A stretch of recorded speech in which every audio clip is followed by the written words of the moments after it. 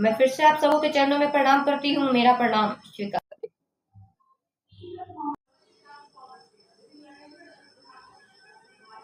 और देखिए, मैं अपने गुरु भाई बहन से कहना चाहती हूँ, अभी बहुत जगह चर्चा स्थल पे सुनने को मिल रहा है कि जो लोग कभी चर्चा में नहीं दिखते, चर्चा स्थल पे वो कभी नहीं आते हैं, लेकिन उनको जब जब महादेव के नाम पे सहारी के नाम पे लूटने का समय आता है, तब वो चर्चा स्थल पे भगवाना शुरू कर देते हैं और भाई बहन को बरगलाना शुरू करते हैं। क्या कहकर? आपके गुरु महादेव हैं, तो क्या आप महादेव के लिए कुछ करना नहीं चाहती हैं? आप अपने साहब के लिए कुछ करना नहीं चाहती हैं? तो आप दीदी पुण्य तिथि आ रहा है, आप कीजिए, साहब का पुण्य तिथि आ रहा है, आप सहयोग कीजिए। मैं ऐसे लोगों से कहना चाहती हूँ, क्या आपको जरा सा भी शर्म नहीं आता?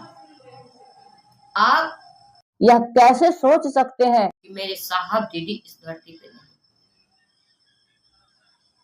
इस धरती पे राम भी जन्म लिए, कृष्ण भी जन्म लिए, सीता भी आई, राधा भी आई, बहुत सारे देवी देवता आए और उन लोगों ने भी शरीर छोड़ा। आज हर घर में उनको लोग भगवान के रूप में पूज रहा है, पूज रहे हैं, उनका जन्मदिन मनाते हैं। क्या उनका पुण्यतिथि मनाया जाता है? हम लोगों ने कितनी बार सुना है अपने साहब से कि संत कभी मरते नहीं, और हम आपका मन यह कैसे समझ लेता है कि हमारे साहब दीदी नहीं है? जिनको हमने नहीं देखा, राम कृष्ण, उन लोगों को हमने नहीं देखा, तो आज उनको भगवान रूप ने अपने अपने घरों में लोग प्रतिष्ठित किए हुए भगवान रूप में पूज रहे हैं। और आज साक्षात हम लोगों ने साहब को देखा, साहब का दर्शन किया, साहब की वाणी सुनी। साहब मेरे हमेशा कहते रहे कि संत कभी मरते नहीं। फिर आज उनके नाम पे लोग सीधे साधे गुरु भाई बहन को बरगलाने पे लगे हुए हैं। क्या आपको समझ में नहीं आता? आपने समझा क्या अब तक साहब से? अगर आपको थोड़ा सा भी अपने साहब दीदी से प्यार होगा ना, तो इस बातों पे विचार कीजिए कि आप कर क्या रहे हैं। आप साहब को समझते क्या है? दीदी को समझते क्या है? करना है, अगर उनको खुशी देना चाहते हैं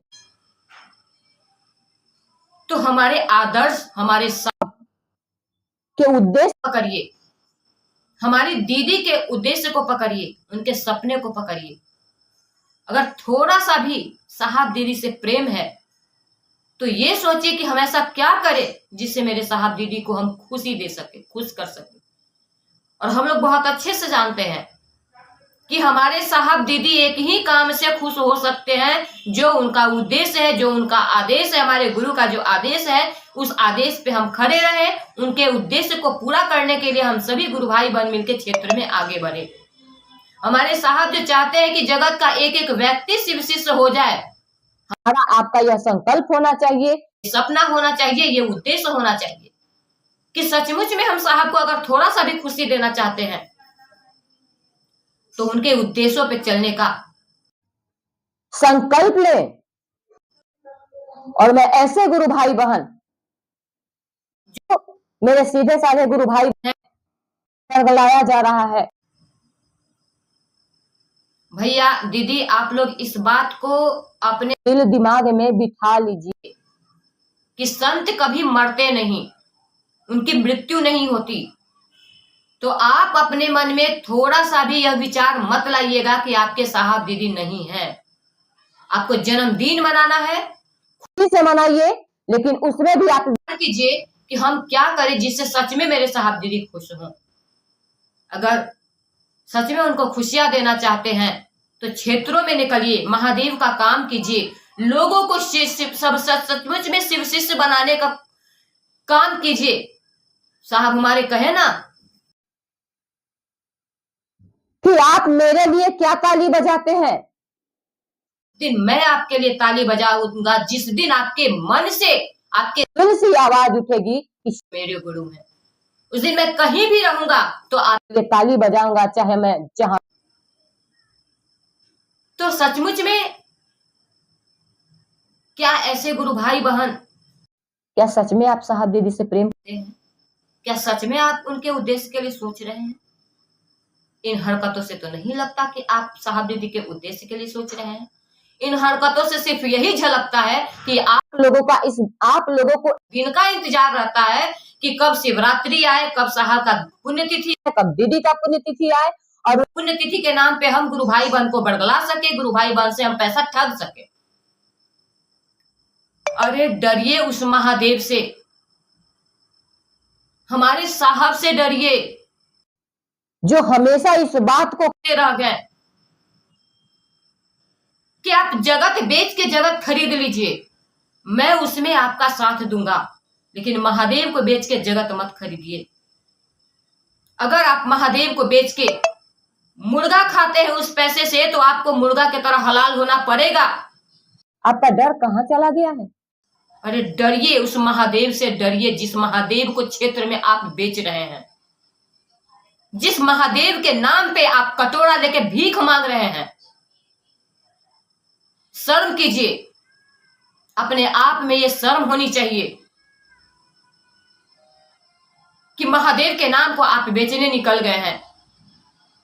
चर्चा स्थल पे सही उद्देश्य के लिए गुरु भाई बहन को जागृत करने के लिए आप नहीं पहुंचते हैं कि हम हर चर्चा स्थल पे जाए, अपने गुरु भाई बहन को अपने गुरु की ओर चलने में हम जागृति, उनके अंदर कैसे जागृति आए, किस तरह हमारे गुरु भाई बहन सचमुच में गुरु के आदेश पे चले। इस बातों को विचार करके आप कभी क्षेत्रों में नहीं जाते कि हर चर्चा स्थल पे जाएं ताकि गुरु भाई बहन का मन जागृत हो और गुरु भाई बहन भी निकल के क्षेत्र में काम करे। उसके लिए तो कभी नहीं सोचते आप। और पुण्यतिथि आने का तैयारी, वाह क्या बात है। अरे डरिए उस महादेव से, डरिए जिस महादेव के नाम पे आपने कटोरा लेके भीख मांगना शुरू कर दिया है। साहब हमारे कहे हैं कि जो शिव को गुरु के आदेश पे चलता है, सिर्फ गुरु के लिए जो सोचता है ना, के लिए जो सोचता है, उसके सचमुच जीवन की दशा और दिशा बदल जाती है।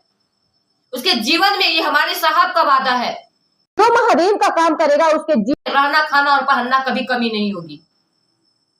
फिर क्यों ढोंगी बन के ढोंग रच रहे हैं, महादेव को बेचने का काम कर रहे हैं, साहब दीदी के नाम को खराब कर रहे हैं। सोचिए यहां से सोचिए कि कर क्या रहे हैं आप। हम लोग चले हैं शिव शिष्यता का लहराने पूरी दुनिया में। हमारे साहब का यह जो संकल्प है कि विश्व के वितान पे महादेव को गुरु में एक एक व्यक्ति के गुरु बना देना है, सचमुच में एक एक व्यक्ति शिव का शिष्य हो जाए, ये मेरा आपका अपना संकल्प है। यह झंडा हम पूरे विश्व में गाड़ दें, ऐसा उद्देश्य होना चाहिए। क्या महादेव का शिष्य कहलाने में भी कुछ नहीं बुझाता कि महादेव को बेच रहे हैं? क्या आपके अपने घर का जन्मदिन में भी, अगर आप ये सोचते हैं कि जन्मदिन में भी हम कटोरा लेके भीख मांगते फिरे, क्या आप अपने बेटा बेटी का जन्मदिन मनाने के लिए लोगों से भीख मांगते हैं?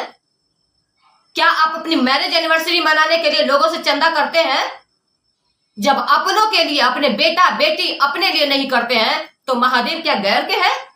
महादेव आपके नहीं है। अगर आपको लगेगा कि महादेव मेरे हैं ना, तो उस महादेव के लिए लोगों के सामने भीख मांगने की आपकी जरूरत नहीं होगी। शर्म आएगी सोच के कि कैसे हम गुरु भाई बहन के सामने महादेव के नाम पे भीख मांगने जा रहे हैं, के नाम पे लोगों को बरगलाने जा रहे हैं। जिस तरह अपनों की चिंता है ना, हमेशा कहे कि अगर आपका परिवार 4 है, आपका एक सदस्य आप महादेव भी हैं, और महादेव को मिलाकर 5 परिवार होता है। जिस तरह आप 4 की चिंता करते हैं, उसी तरह उस 5वां सदस्य के बारे में भी सोचिए कि वो मेरे हैं। तेरे संग यारा खुश रंग।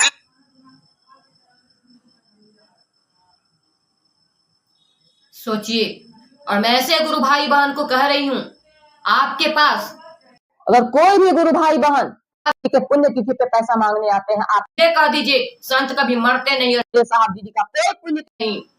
मेरे साहब दीदी जिंदा हैं। वक्त वो महसूस कराते हैं कि हम जिंदा हैं। करना है तो उनके उद्देश्य पे काम कीजिए। अगर सच में साहब दीदी को थोड़ी सी खुशियां देना चाहते हैं तो उनके सपने को पूरा करने के लिए आगे बढ़िए। सिर्फ शिष्यता का ये मसाल लेके क्षेत्रों में झंडा लहराने के लिए आगे बढ़िए, ताकि सच में हम साहब दीदी को खुशी दे सके। थोड़ी सी मुस्कान जो हमारे साहब हमेशा दर्द में रहे। जिनको थोड़ा सा भी प्यार होगा ना, वो उनके दर्द को समझेगा कि मेरे साहब को कितना दर्द और कितना कष्ट है। थोड़ी सी मुस्कान देने के लिए कोशिश कीजिए उस रास्ते पे चलने का।